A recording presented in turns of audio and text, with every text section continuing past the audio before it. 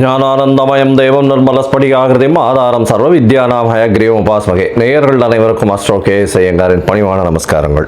ராகு கேது பெயர்ச்சி 2025 ஏப்ரல் 26ஆம் தேதி சித்திரை மாதம் 13ஆம் நாள் சனிக்கிழமை ரேவதி நட்சத்திரத்தில் இந்த ராகு கேத்துவினுடைய பெயர்ச்சியாகுது. ராகு கேத்து பெயர்ச்சி அப்படின்றது என்ன அப்படின்னா, ராகு கேத்து இந்த ரெண்டு கிரகங்களும், அதாவது ஒரே கிரகங்கள், ஒன்று தலையாகவும் ஒன்று வாலாகவும் கருதப்படுகிறது. இந்த ரெண்டு கிரகங்களும் பார்த்தாலேயானால் 180 பாகையில் ஒன்றுக்கு ஒன்று இருக்கும். இதன் மூலியமாக பார்த்தாலேயானால் எல்லா கிரகங்களும் 7 கிரகங்களும் அதாவது வலப்புறமாக போகும், கிளாக் வைஸில் போகும். ஆனால் ராகு கேத்து மட்டும் இடப்புறமாக போகும், அதாவது ஆன்டி கிளாக் வைஸில் போகும். இதன் மூலியமாக இவ்வளவு நாள் மீன ராசியில் இருந்த ராகு இப்பொழுது கும்பராசிக்கும், கேது கன்னியா ராசியில் இருந்தவர் இப்போ சிம்ம ராசிக்கும் வரார். அதாவது பூரட்டாதி 4ஆம் பாதத்தில் இருந்தவர் பூரட்டாதி 3ஆம் பாதத்துக்கு வரார். உத்திர நட்சத்திரம் 2ஆம் பாதத்தில் இருந்த கேது உத்திர நட்சத்திரம் 1 பாதத்துக்கு வரார். ஸோ இதுதான் ராகு கேத்துவினுடைய மாற்றம். இது 26/4/2025 வருது. இதற்கு அடுத்த ராகு கேது பெயர்ச்சி பார்த்தேனால் 13/11/2026. பொதுவாகவே 1.5 வருஷம் இந்த ராகு கேத்துக்கள் ஒரு ராசியிலையும் இருக்கும். ஒரு ராசியிலிருந்து அடுத்த ராசிக்கு போகிறதுக்கு 18 மாத காலமாகும். ஒரு நட்சத்திர பாதம், அதாவது 9 நட்சத்திர பாதம் கொண்டது ஒரு ராசி. அந்த ஒரு நட்சத்திர பாதம் 2 மாதங்கள் இது எடுத்துக்கும். இந்த ராகு கேது ரெண்டுமே பார்த்தேனால் துர்கிரகங்கள், அதாவது அசுப கிரகங்களாக சொல்லக்கூடியது. அதாவது பாம்பே வலியுது அப்படின்னு சொல்லக்கூடிய அளவுக்கு எல்லாவற்றையும் பிடித்து பீடித்து ஆட்கொள்ளக்கூடிய பாம்புகள். ராகுவை விட கேது மிகவும் கொடுமையானது. இது ராகு கேத்துவினுடைய தன்மை. ராகுவை பொறுத்தவரையிலும் பார்த்தேனால் அதாவது போக காரகன். அவர் ராகு எப்பொழுதுமே எல்லாத்தையும் அள்ளி கொடுக்கிறவர். ஏதாவது எந்த ஒரு விஷயம் 1 ரூபா கிடைக்கிற இடத்துல 100 ரூபாயை கிடைக்கக்கூடிய அளவுக்கு பண்ணக்கூடிய போக காரகன். எல்லாவற்றிலும் அபரிமிதமான விஷயங்களை கொண்டு சேர்ப்பார். எல்லாமே ரொம்ப பெரிய ப்ராஜெக்ட்ஸ் எல்லாம் போடுறதெல்லாம் பார்த்தீங்கன்னா ராகுனுடைய ஆட்டம் ரொம்ப அதிகமாக இருக்கும் அந்த இடத்துல. சரி, கேதுவை பற்றி எடுத்தோமானால் எல்லா விஷயத்தையும் சுருக்குவார், தனிமைப்படுத்துவார், அசிங்கப்படுத்துவார், அதாவது கேவலப்படுத்துவார். எல்லாவற்றையும் தானே புரிந்து கொள்ள அளவுக்கு எல்லா விஷயத்தையும் அனலைஸ் பண்ணி அதுக்கு உள்ள இருக்கிற விஷயங்களை, மூலக்கூறுகளை சென்று பார்க்கக்கூடிய அளவுக்கு அவர் யோசிக்க வைப்பார். தன்னை தானே உணர்தல் அப்படின்றது கேதுவினுடைய ஆதிக்கம் அதிகமாக பொருந்தியவர்களுக்கு நிச்சயமாக உண்டு. இதை தவிர பார்த்தாலேயானால் ராகுவை பொறுத்தவரையிலும் 1 100ஆகக்கூடியவர், ரொம்ப பெருசாக பிரம்மாண்டத்தை கொடுக்கக்கூடியவர். கேது 100 இருந்ததுன்னா 1 ஆகிடுவார், 1 இருந்தால் -100 ஆகிடுவார். அந்த மாதிரி ரொம்ப சுருக்கக்கூடியவர். அவர் இருக்கும் வீட்டையும் பார்க்கும் வீட்டையும் சுருக்கக்கூடியவர். இந்த பொதுவாகவே ராகு கேது ரெண்டுமே துர்கிரகங்கள். ஆனால் சுபர்களுடைய பார்வையோ சுபர்களோட சேர்ந்து இருக்குமேயானால் ரொம்ப பெரிய ஏற்றத்தை கொடுக்கும். அதை தவிர பார்த்தேனால் சுபர்கள்னு சொல்றதை விட அவர்கள் எந்த வீட்டில் இருக்கிறார்களோ அவர்கள் ஆட்சி உச்ச மூல திரிகோண வீடுகளாக இருந்து அது ஒரு பெரிய ஏற்றத்தை கொடுக்கும். திடீர் ஜாக்பாட் எல்லாம் அடிக்கக்கூடிய காலகட்டமாக அமைய போகிறது. அதை தவிர பார்த்தேனால் ராகுவை பொறுத்தவரையிலும், அதாவது வெளிநாட்டிலிருந்து, வெளி மாநிலத்திலிருந்து, வெளி ஊரிலிருந்து, வெளி மதத்திலிருந்து இவர்கள் மூலியமாக உங்களுக்கு இன்வெஸ்ட்மெண்ட் ஃபண்டு வரும். திடீர் வேலை பிராப்திகள் வரும். வெளிநாட்டிலிருந்து வெளிநாடு போகக்கூடிய வேலை பிராப்திகள்லாம் நிறைய வரும். அதை தவிர பார்த்தேனால் வெளியூர் வெளி மாநிலம்லாம் போயிட்டு வரக்கூடிய வாய்ப்புகள்லாம் ரொம்பவுமே அதிகமாக இருக்கும். ஆனால் கேத்துவை பொறுத்தவரையிலும் பார்த்தேனால் கேத்துவுக்கு பொதுவாகவே பார்க்கும்போது அது மருத்துவ கிரகம்னு சொல்லக்கூடியது. மருந்து, அதை தவிர மயக்க நிலையை உருவாக்கக்கூடியது. மயக்க மருந்து, இந்த மாதிரியான விஷயங்கள், போதை வஸ்துக்கள், போதை தரும் இடத்துலையே ஒரு இடத்த விட்டு வெளியில் போகாமல் இருக்கக்கூடியது. ராகுவும் போதை தருவார். போதைக்கு உண்டான பொருட்களுக்கு உண்டானது இது பண்ணுறது, ட்ரக் டிராஃபிக்கிங், இதெல்லாம் பண்ணுறதுக்கும் ராகு வேணும். கேது அந்த மூலப்பொருளாக இருப்பார். அதுதான் ரொம்ப விஷயம். 2 பேருமே ஒரே இடத்துல வருவாங்க, ஆனால் கொஞ்சம் மாறுபடுவாங்க. ரொம்ப ஜாகிரதையாக இருந்து கணக்கு பண்ணணும். அது தவிர பார்த்தேனால் அதாவது இந்த பில்லி சூன்யம் ஏவல் ஒருத்தரை வந்து பயமுறுத்துறது இந்த மாதிரியான விஷயங்கள் எல்லாம் கேத்துவனுடைய ஜாலங்கள் அதிகமாக இருக்கும். ராகுவை பொறுத்தவரையிலும் அவர் சொல்லி அடுத்தவங்க கேட்டு மயக்க வைக்கக்கூடிய அளவுக்கு அந்த கரும்பாம்பு செம்பாம்புன்னு சொல்லுவாங்க. ராகுவை கரும்பாம்புன்னும் கேத்துவை செம்பாம்புன்னு சொல்லுவாங்க. ராகுவுக்கு பார்த்தீங்கன்னா 18 வருஷம் இந்த விம்சோத்தரி திசையில் கொடுத்துருக்காங்க. கேத்துவுக்கு 7 வருஷம் கொடுத்துருக்காங்க. 18 வருஷத்தில் ஒருவருக்கு ராகு நல்லபடியாக இருந்து சுவர்களால் பார்க்கப்பட்டு அவர்களுடைய இருந்த இடத்தினுடைய வீட்டினுடைய அதிபதி ஆட்சி உச்ச மூல திரிகோணம் திக்பலம் இந்த மாதிரியான விஷயங்கள் அடைந்திருந்தாரே ஆனால் நல்ல ஒரு யோகத்தை அந்த காலகட்டத்தில் கொடுப்பார். இப்போ பார்த்தேனால் இந்த ராகு கேத்துக்கு பார்த்தீங்களேனால் ராகுக்கும் கேத்துவுக்கும் சிறு சிறு அதாவது பிரச்சனைகள் இருக்குமே ஆனால் அவர்கள் இருக்கும் இடத்தின் மூலியமாக பிரச்சனை இருக்குமே ஆனால் அவர்களுக்கு என்ன எளிய பரிகாரம் செய்யலாம் அப்படின்றத பார்க்கும்பொழுது ராகுவுக்கு எளிமையான பரிகாரம் அப்படின்னு சொல்லக்கூடியது ராகு காயத்ரி. ராகு காயத்ரி அப்படின்றத சொல்றோம்னா ஓம் நாகத்வஜாய வித்மஹே பத்மஹஸ்தாய தீமஹி தன்னோ ராகு பிரச்சோதயாத். நான் திருப்பியும் சொல்கிறேன். ஓம் நாகத்வஜாய வித்மஹே பத்மஹஸ்தாய தீமஹி தன்னோ ராகு பிரச்சோதயாத் அப்படின்றது ராகு காயத்ரியும். கேதுதா காயத்ரி அப்படின்னு சொல்லக்கூடியது ஓம் அஸ்வத்வஜாய வித்மஹே சூலஹஸ்தாய தீமஹி தன்னோ கேது பிரச்சோதயாத் அப்படின்றதையும், அதாவது திருப்பியும் சொல்கிறேன். ஓம் அஸ்வத்வஜாய வித்மஹே சூலஹஸ்தாய தீமஹி தன்னோ கேது பிரச்சோதயாத் அப்படின்றது ஒரு நாளைக்கு ராகுவினுடைய காயத்ரி 7 முறையும் கேதுவினுடைய காயத்ரி 4 முறையுமாவது சொல்வதன் மூலியமாக ராகு கேத்துவுக்கு செய்யக்கூடிய எளிய பரிகாரமாக சொல்கிறோம். அதை தவிர பார்த்தேன்னா ராகு கேத்துவுக்கு வேறு என்னென்ன அப்படின்னா ராகுவுக்கு உண்டான கடவுளாக சொல்லக்கூடியது வந்து இந்த பத்ரகாளி, மிகுந்த கோபத்தில் இருக்கக்கூடிய ஆக்ரோஷத்தில் இருக்கக்கூடிய கடவுள்கள். அதை தவிர பத்ரகாளி, அதுக்கப்புறம் பார்த்தேன்னா இந்த இது ஐயனார் அந்த மாதிரியான இதுவில் சொல்லுவோம். அதை தவிர பார்த்தேன்னா இந்த பிரத்யங்கரா இவங்கள்லாம் ராகுவுக்கு உண்டான தெய்வங்களாக சொல்லக்கூடியது. அதுக்கப்புறம் பார்த்தேனால் நரசிம்மர் ராகுவுக்கு உண்டான தெய்வம். ஏன்னா மிகுந்த கோபத்தோடு ஆக்ரோஷத்தோடு இருக்கக்கூடியவர். இதெல்லாம் வந்து இந்த தெய்வங்கள் எல்லாமே வந்து ராகுவுக்கு உண்டான பரிகார ஸ்தலங்களாக இந்த தெய்வங்கள் இருக்கக்கூடிய இடத்த இது பண்ணலாம். அது தவிர பார்த்தேனால் இவர்களுக்கு எலுமிச்சம்பழம் மாலை, எலுமிச்சம்பழம் இதில் வந்து நல்லெண்ணெய் விட்டு இது ஏற்றுறது, எண்ணெய் விட்டு திரி போட்டு விளக்கு ஏற்றுறது. அது தவிர பார்த்தேனால் பூசணிக்காயை 2ஆக கட் பண்ணி அதில் இருக்கிற சதப்பத்தை எடுத்துட்டு எண்ணெயை விட்டு ஏற்றுறது. இதெல்லாம் வந்து ராகுவுக்கு உண்டான தோஷங்களை நிவர்த்தி செய்யக்கூடியது, ராகுவுக்கு உண்டான எளிய பரிகாரங்களாக சொல்லக்கூடியது. அது தவிர பார்த்தீங்களேனால் இந்த இது கேத்துவுக்கு உண்டானது என்ன அப்படின்னா விநாயகரை சொல்வார்கள். அது தவிர ஆஞ்சநேயர், அதாவது தலை மாறியவர்கள், அதாவது விநாயகரும் சரி ஆஞ்சநேயரும் சரி இவர்கள் 2 பேரையும் சொல்லுவாங்க. அது தவிர வந்து சித்தர்கள், யோகிகள், ஞான குருமார்கள், குரு பீடங்கள், மடங்கள் இதெல்லாம் சொல்லக்கூடியது. இந்த இடத்துக்கெல்லாம் போய் உங்களால் முடிஞ்ச படிப்புக்கு உண்டான ஏதாவது உங்களால் தானங்கள் செய்ய முடிஞ்சதே ஆனால் இந்த இடத்துல ஒரு நல்ல ஏற்றம் கிடைக்கும்.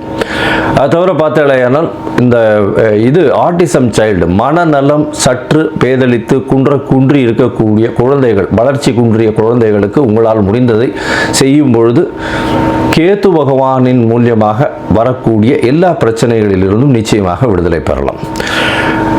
ராகு வந்து கரும்பாம்பு, பாம்பு அப்படின்னு சொல்றதுனால கரு நீலம் அவருடைய கலராக சொல்லக்கூடியது.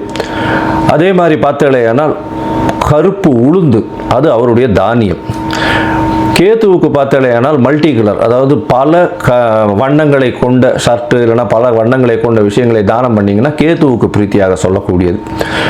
கேத்துவுக்கு வந்து கொள்ளு அது வந்து தானமாக கொடுக்கறதோ, கொள்ளு வந்து தானமாக இது பண்ணுறதோ, அது அந்த தானியம் வந்து கொள்ளு வந்து கேத்துவுக்கு உண்டானது. ராகுவுக்கு பார்த்தீங்கன்னா இந்த சூதாட்டம், கேளிக்கை மையம், அதை தவிர பாரு, அந்த மாதிரியான விஷயங்கள் வந்து ராகுவினுடைய இடத்தின் கட்டுப்பாட்டை கொண்டவர் அவர். கேத்துவுக்கு வந்து மடம், அதை தவிர வந்து இது தபோவனம், இந்த மாதிரியான விஷயங்கள், அதை தவிர தனித்து இருக்கக்கூடிய இடங்கள், அதை தவிர வந்து இந்த தவம் செய்யும் இடம், இதெல்லாம் பார்த்தீங்கன்னா கேத்துவனுடைய இடமாக சொல்கிறாங்க. இது தவிர பார்த்தலையானால் இந்த ராகுவுக்கும் கேத்துவுக்கும் 3-11 பார்வை இருக்குன்னு சில ஜோதிட கிரந்தங்கள் சொல்கிறது. அதாவது இப்போ பார்த்தலையானால் கும்பராசியில் ராகு இருக்கிறதுனால 3ஆம் இடம்னு சொல்லக்கூடிய மேஷத்தையும் தனுசு அப்படின்ற 11ஆம் இடத்தையும் பார்க்கறது ராகு. கேத்துவை பொறுத்தவரையிலும் மிதுனத்தையும் துலாத்தையும் பார்க்கும். அவர் இருக்கும் வீட்டிலிருந்து 3-11 7ஆம் இடத்தை எல்லா கிரகங்களும் பார்க்கும். ஏன்னா சப்தம பார்வை உண்டு அப்படின்றத சொல்கிறது. சரி, இப்போ வந்து ராகுவை பற்றி பேசணும்னா பேசிகிட்டே இருக்கலாம். கிட்டத்தட்ட வந்து ஒரு 3 மணி நேரம் 4 மணி நேரம் கூட கண்டினியூஸாக பேசலாம். ஆனால் இப்போ வந்து நம்ம ஒரு ராசிக்கும் மேஷம் முதல் மீனம் வரை என்னென்ன பலன்கள்னு பார்ப்போம். அதை தவிர தனியாகவே ராகுவுக்குன்னு ஒரு 1/2 hour 1 hour வீடியோ தனியாக போடுறேன். நான் பார்ட் 1 பார்ட் 2 தனியாக போடுறேன். சரி, இப்போது மேஷம் முதல் மீனம் வரை இந்த ராகு கேது பெயர்ச்சியின் மாற்றங்கள் ஏற்றங்கள் என்னென்ன, அவர்களுடைய பார்வை என்ன பரிகாரங்கள் செய்யலாம், என்ன கோயிலுக்கு போகலாம் அப்படின்றத பார்ப்போம். இந்த சேனல், என்னுடைய சேனல் பார்த்துட்டு இருக்கவங்க உங்களுக்கு ஜாதகம் பார்க்கணும் அப்படின்னா நீங்கள் என்னுடைய மொபைல் நம்பருக்கு, கீழே கொடுக்கப்பட்டிருக்கிற மொபைல் நம்பருக்கு எனக்கு வாட்ஸ்அப் பண்ணுங்க. உங்களுடைய பெயர், உங்களுடைய தாய் தகப்பனார் பெயர், உங்களுடைய பிறந்த நேரம், தேதி, உங்களுடைய பிறந்த இடம், date of birth, time of birth, place of birth, உங்களுடைய நேம், பேரண்ட்ஸ் நேம், இது வரலாம் அனுப்புங்க. சந்தி இருக்கான்னு பார்க்குறேன். ஏன்னா லக்ன சந்தி, பாத சந்தி இதெல்லாம் பார்க்கணும். சந்திரனுடைய சந்தி இருக்கா, என்ன ஏதுன்னு பார்க்கணும். இதற்கு காரணம் என்ன அப்படின்னா பல வகையான பஞ்சாங்கங்களை உபயோகப்படுத்துகிறார். பஞ்சாங்கங்கள் உபயோகப்படுத்தக்கூடிய இடமும் வந்து பல இடங்கள் மாறுபடும். அதாவது ஸ்ரீரங்கத்து பஞ்சாங்கத்தில் டெல்லியில் பிறந்த குழந்தைகளுக்கு பேஸ் பண்ணி பார்ப்பா. அப்போது சூரிய உதயமே மாறும். அதனால் சந்தி வரக்கூடிய வாய்ப்புகள் மிகவும் அதிகம். அவங்க வந்து மிருகசீரிஷ நட்சத்திரம் அப்படின்னு நினச்சிட்டு இருப்பாங்க, 2ஆம் பாதம் அப்படின்னு நினச்சிட்டு இருப்பாள். ஆனால் பார்த்தாலேயானால் 3ஆம் பாதத்தில் மிதுன ராசியில் இருப்பாள். இந்த அவள் வந்து 50 வயசு ஆகிட்டு இருக்கும், ரிஷப ராசிக்கு வந்து அர்ச்சனை பண்ணிட்டு இருப்பாள். ஆனால் மிதுன ராசியில் பிறந்திருப்பாள். ஸோ இந்த மாதிரியான மாற்றங்கள்லாம் நிறைய இருக்குது. அதனால் உங்களுடைய ஜாதகத்தை நானே போட்டு அதன் வழியாக சந்தி இருக்கான்றதை பார்த்து உங்களுக்கு உண்டான பலன்கள் என்ன ஏதுன்றதை டிஸ்கஸ் பண்ணுறேன். அதற்குண்டான கட்டணம் என்னன்றது போடுறேன். அந்த கட்டணத்தை செலுத்திட்டு நீங்கள் அப்பாயின்மெண்ட் எடுத்துக்கோங்க. சரி, இப்போது ராகு கேதுவின் பயிற்சி 2025 2026 மேஷம் முதல் மீனம் வரை ஒரு ராசியாக. ரிஷபம், கிருத்திகை, ரோகிணி, மிருகசீரிஷம், இந்த 3 நட்சத்திரம் 9 பாதங்களை கொண்ட ராசி. ராசியின் அதிபதினு சொல்லக்கூடியவர் சுக்கிரன். இப்போ நம்ம வந்து பார்த்தலையானால் ராகு கேதுவினுடைய மாற்றங்கள், பெயர்ச்சிகளை பற்றி பார்க்க வந்திருக்கும். சுக்கிரனை பொறுத்தவரையிலும் இந்த சனி, சுக்கிரன், ராகு கேது மற்றும் புதன் இவர்கள் எல்லாமே பொருள் அணியில் வராங்க. சுக்கிரனை பொறுத்தவரையிலும் சுக்கிரன் தான் வந்து இந்த பொருள் அணியினுடைய தலைவராக சொல்லக்கூடியவர். அதனால் பார்த்தாலேயானால் ராகுவிற்கு உகந்த ஒரு விஷயம் அப்படின்னு பார்க்கும்பொழுது கிரகங்கள்னு சொல்லக்கூடியது சனி, சுக்கிரன் இவாள்லாம் வந்து உகந்த கிரகங்கள். அதனால் ராகுவும் சுக்கிரனும் சேர்ந்து இருந்தால் பெரிய கலைத்துறையிலெல்லாம் பெரிய ஏற்றத்தை கொடுக்கக்கூடிய காலகட்டமாக வரும். இந்த காலகட்டத்தில் உங்களுக்கு பார்த்தாலேயானால் கலைத்துறையில் இருக்கிறவாளுக்கு அபரிமிதமான ராஜயோகத்தை கொடுக்க போகிறது. ஏன்னா 10ஆம் இடத்துல போய் ராகு உட்காந்துருக்கார், தொழில் ஸ்தானத்திலேயே போய் உட்காந்துருக்கார். இதன் மூலியமாக இவ்வளோ நாள் வேலை இல்லாமல் இருந்த சின்ன திரை, பெரிய திரை கலைஞர்கள் இவங்களுக்கெல்லாம் வந்து பெரிய ஏற்றம் கிடைக்கும். அதே மாதிரி பருத்தி ஆடை அந்த வியாபாரம் செய்கிறவங்களுக்கு பெரிய ஏற்றம் கிடைக்கும். இந்த நூல் இண்டஸ்ட்ரி வச்சுருக்கிறவங்க, துணி இண்டஸ்ட்ரி வச்சுருக்கிறவங்க, இந்த துணியெல்லாம் பண்ணுறவங்க அவங்களுக்கெல்லாம் பெரிய ஏற்றம் கிடைக்கும். வைர வியாபாரம் அவங்களுக்கு பெரிய ஏற்றம் கிடைக்கக்கூடிய வாய்ப்புகள் நிச்சயமாக இருக்கும். வான ஊர்தி, இதில் வந்து கம்யூனிகேஷன் பாகம், அந்த மாதிரியான விஷயங்கள்லாம் வந்து பண்ணுறவங்க, மெடிசனில் டாக்டருங்க வந்து சூப்பர் ஸ்பெஷாலிட்டி சர்ஜரி, அதாவது இந்த முகம் அறுவை சிகிச்சை அதெல்லாம் பண்ணுறாங்க இல்லையா, அவங்களுக்கெல்லாம் வந்து பெரிய ஏற்றம் கிடைக்கக்கூடிய வாய்ப்புகள் மிகவும் அதிகமாக இருக்கும். ஏன்னா சுக்கிரனுடைய இடத்துல சுக்கிரனை பொறுத்தவரையிலும் ராகு அதீதமாக ஒரு பெரிய ஏற்றத்தை கொடுப்பார். இருந்தாலும் ராகு சுக்கிரனுடைய காம்பினேஷன் இந்த பெண்களை எதிர்பாலினத்தவரை நாடி செல்லக்கூடியதை காட்டும். அது ஒரு பக்கம் இருந்தாலும் எல்லா விதமான ஏற்றத்தை கொடுக்கக்கூடியது ராகு சுக்கிரனுடைய காம்பினேஷன். அது தவிர பார்த்தாலேயானால் இந்த வாட்டி ராகு பெயர்ச்சி உங்களுடைய ராசிக்கு 10ஆம் இடத்துல வர்றார். 10ஆம் இடத்துல பார்த்தேன்னா ஆட்சி பெற்ற சனி வேற இருக்கார். உங்களுடைய தொழில் ஸ்தலம் வந்து பெரிய ஏற்றம் கிடைக்கும். இண்டஸ்ட்ரி வச்சிருக்கிறவங்க, அதை தவிர வந்து இந்த இண்டஸ்ட்ரியில் பெரிய ஏற்றத்தை கொடுக்கக்கூடிய காலகட்டம். அதுவும் வந்து இந்த இண்டஸ்ட்ரியில் இந்த மதுபானங்கள் இந்த மாதிரியான விஷயங்கள் வச்சிருக்கிறவங்களுக்கெல்லாம் திடீர் பணயோகம் ராஜயோகம் வரக்கூடிய வாய்ப்புகள் மிகவும் அதிகம். இந்த ரிஷபராசிக்காரர்களை பொறுத்தவரைக்கும் பார்த்தீங்கன்னா 10ஆம் இடத்தில் இருக்கக்கூடிய ராகு பெரிய ஏற்றத்தை கொடுக்க போறார். பண வரவிற்கு பஞ்சம் இருக்காது. அதை தவிர பார்த்தீங்கன்னா 12ஆம் இடத்தை ராகு பார்க்குறார். ராகு உங்களுடைய ராசிக்கு 10ஆம் இடத்துல இருந்து 12ஆம் இடத்தையும் 8ஆம் இடத்தையும் பார்க்குறாரு. இதன் மூலியமாக வெளிநாட்டிலிருந்து உங்களுக்கு பண வரவு அதிகமாக இருக்கும். வெளிநாட்டிலிருந்து திடீர் பண வரவு வரும். அந்நிய முதலீடு எதிர்பார்க்காத அளவிற்கு வந்து செல்லக்கூடிய வாய்ப்புகள் நிச்சயமாக உண்டு. நீங்கள் நினைச்சே பார்த்துருக்க மாட்டீங்க, திடீர்னு பணம் வரக்கூடிய வாய்ப்புகள் இருக்கும். வெளிநாடு டிராவல் போயிட்டு வரக்கூடிய பாக்கியம் உண்டு. ஷார்ட் ட்ரிப் போயிட்டு வருவீங்க. இந்த 1.5 வருஷத்துக்குள்ள ஒரு 4-5 தினம் போயிட்டு வரக்கூடிய வாய்ப்புகள் நிச்சயமாக இருக்கும். உங்களுடைய ராசிக்கு பார்த்தலையானால் 10ஆம் இடத்துல பொதுவாகவே ராகு எந்த இடத்தில் இருக்கிறாரோ அந்த இடத்தினுடைய அதிபதி ஆட்சி உச்சமோ மூலத்திரிகோணமோ திக்பலமோ பெற்றிருந்தால் பெரிய ஏற்றத்தை கொடுக்கும். இங்கே சனி வந்து மூலத்திரிகோணம் வீட்டில் ஆட்சி பெற்று போயிருக்கார். அதனால் பார்த்தலையானால் அபரிமிதமான ஏற்றத்தை கொடுக்கக்கூடிய காலகட்டம். அதோட பார்த்தோன்னா ஒரு 10 நாளில் வந்து குருவும் மாறிடுறார். குருவும் வந்து உங்கள் ராசிக்கு 2ஆம் இடத்துல வந்துடுறார். 2ஆம் இடத்துல வந்து குருவே வந்து ராகுவை பார்க்கறதுனால கோதண்ட ராகுவா குரு, அதாவது ராகு மாறிடுறார். இதனால் வந்து எல்லாவற்றமான சுப நிகழ்ச்சிகள் சுப விசேஷ காரியங்கள் தொழிலில் வந்து அபரிமிதமான பண வரவிற்கு நல்ல ஒரு ஏற்றம் கிடைக்கக்கூடிய வாய்ப்புகள் நிச்சயமாக உண்டு. சரி, பண வரவிற்கு பஞ்சம் இல்லை, ஏற்கனவே சொல்லிட்டோம். அது தவிர பார்த்தேனால் இந்த படிக்கக்கூடிய மாணவ மாணவர்கள் சற்று ஜாகிரதையாக இருக்கிறது நல்லது. ஏன்னா 4ஆம் இடத்துல வந்து கேது பகவான் இருக்கார். அதனால் மறதி கொஞ்சம் அதிகமாகும். இதனால் அதாவது 100க்கு 100 எடுக்கணும்னா 200% வந்து உடல் உழைப்பை போடணும், 200% மைண்ட் ஃபோக்கஸ்டாக இருக்கணும். ஏன்னா டிஸ்ட்ராக்ஷன்ஸ் அதிகமாக வரக்கூடிய காலகட்டமாக அமைய போகிறது.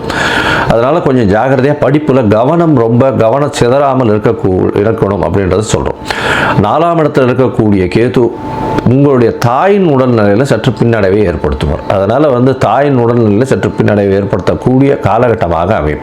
அது தவிர பார்த்தோன்னா புதுசாக வீடு மனை வாங்கக்கூடிய பாக்கியம் இருக்கும். இருந்தாலும் அதனுடைய டாக்குமெண்ட்ஸ் எல்லாம் ரொம்ப ஜாகிரதையாக வெரிஃபை பண்ணுவோம். ஏன்னா 4ஆம் இடத்துல கேத்து உட்காந்துருக்கிறதுனால வீடு விற்கிறதோ வாங்குறதோ பிரச்சனையை அதன் மூலியமாக ஏற்படுத்தக்கூடிய வாய்ப்புகள் நிச்சயமாக இருக்கும். வீடு விற்க வேண்டிய காலகட்டமாகவும் வரக்கூடிய வாய்ப்புகள் உண்டு. உங்களுடைய ராசிக்கு இவ்வளவு நாளாக 5ஆம் இடத்துல இருந்தார் கேத்து. அவர் வந்து உங்களுடைய ராசிக்கு 4ஆம் இடத்துக்கு வந்துடுறோம். 4ஆம் இடத்துக்கு வர்றதுனால குழந்தை பிராப்தி ஏற்படக்கூடிய பாக்கியம் நிச்சயமாக வரும். உங்களுடைய ராசிக்கு பார்த்தலையானால் இந்த அரசியல் செல்வாக்கில் இருக்கிறவங்க அரசியல்வாதிகளுக்கு நல்ல ஒரு ஏற்றம். ஏன்னா அவருடைய தொழிலில் பெரிய மாற்றங்கள் ஏற்றங்கள் வரக்கூடிய வாய்ப்புகள் நிச்சயமாக இருக்கும்.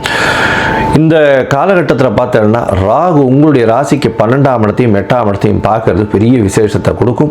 8ஆம் இடத்தை குருவும் சேர்ந்து பார்த்துடுறோம். இந்த வருஷம் மொத்தமே அப்படி தான் இருக்குது. அதனால் வந்து பார்த்தலையானால் நிச்சயமாக வெளிநாடு போகக்கூடிய பாக்கியத்தை உங்களுக்கு கொடுப்பார். வெளிநாடு போயிட்டு வெளிநாட்டினுடைய செலாவணி அந்நிய செலாவணி உங்களுடைய பேங்க் அக்கௌண்ட்டுக்கு நிச்சயம் வந்தே தீரும். ஷேர் மார்க்கெட்டு, அதை தவிர வந்து திடீர் பணம் வரக்கூடிய எல்லா இடம், insurance, share market, race, lottery, இது எல்லாமே உங்களுக்கு திடீர் என்று வரக்கூடிய வாய்ப்புகள் உண்டு. நீங்கள் எதிர்பாராத இடத்திலிருந்து திடீர் பணம் வரும்.